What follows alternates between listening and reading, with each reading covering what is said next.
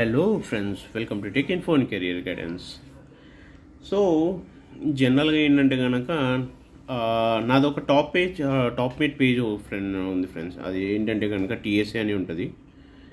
So ఈ top mate పేజ్లో ఇవాళ ఒక క్వశ్చన్ వచ్చిందనమాట. క్వశ్చన్ ఏంటంటే, సో నేను ప్రెజెంట్ ఏంటంటే కనుక కొన్ని కంపెనీస్ వెతుకుతున్నాను.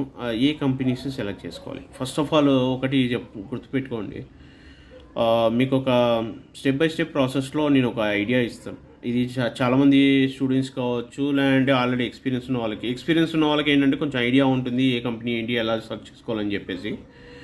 సో స్టూడెంట్స్ ఫ్రెషర్స్ అయితే కనుక వాళ్ళకి ఒక ఐడియా ఉండదు. సో ఇవాళ నేను చెప్పే టిప్ ఏంటంటే, సో మీరు గ్లాస్ డోర్ కానీ లేదు అంటే కనుక అంబిషన్ బాక్స్ అనేవి మనకి కొన్ని టూల్స్ ఉంటాయి అన్నమాట. సో వెబ్సైట్స్ ఉన్నాయి, ఆ వెబ్సైట్లో వెళ్ళండి. వెబ్సైట్ వెళ్ళినప్పుడు లేదు అక్కడ కూడా వద్దు నాకు అనుకున్నారు అనుకోండి, నౌకరీ వెళ్ళండి, లేదంటే మాన్స్టర్. ఇప్పుడు ఫౌండిట్, మాన్స్టర్ పేరు ఫౌండిట్ అనమాట. సో అందులోకి వెళ్ళిన తర్వాత మీరు companies tier 1 tier 2 list of companies ఏవైతే ఉన్నాయి, టాప్ లిస్ట్ ఆఫ్ 500 కంపెనీస్ ఏమున్నాయి, ఏ కంపెనీస్ ప్రోడక్ట్ బేస్డ్ కంపెనీస్ ఉన్నాయి, ఏ సర్వీస్ బేస్డ్ కంపెనీస్ ఉన్నాయి. సో ఒక ఏంటంటే కంప్లీట్గా ఒక లిస్ట్ ఆఫ్ అయితే కనుక మీరు తయారు చేసి పెట్టుకోండి. ఫస్ట్ ఎందుకు చెప్తున్నానంటే కనుక, ఫస్ట్ మీకు ఒక క్లారిటీ కోసం అనేసి ఆ కంపెనీ లిస్ట్ తీసుకోమని చెప్తున్నాను నేను. సో ఇది తీసుకోవడం వల్ల మీకు వచ్చే బెనిఫిట్ ఏంటంటే, ఏ కంపెనీస్లలో ఎటువంటి జాబ్స్ పడుతున్నాయి అనేసి మీరు రీసెర్చ్ చేయొచ్చు.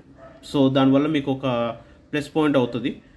సెకండ్ వచ్చేసి, మీరు ఏ కంపెనీలో పొజిషన్స్ ఉన్నాయో మీరు స్కిల్ నేర్చుకుంటున్న దానికి అక్కడ జాబ్ పడుతున్న జాబ్స్ ఏవైతే ఉన్నాయో వాటికి మ్యాచ్ అవుతుందో లేదో చెక్ చేసుకోండి.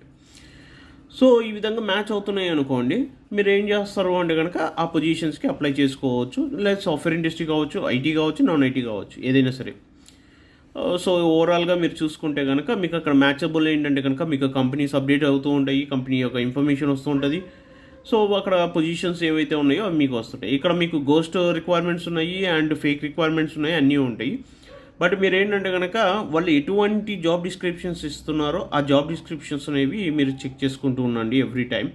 That helps to upgrade your resume అనమాట.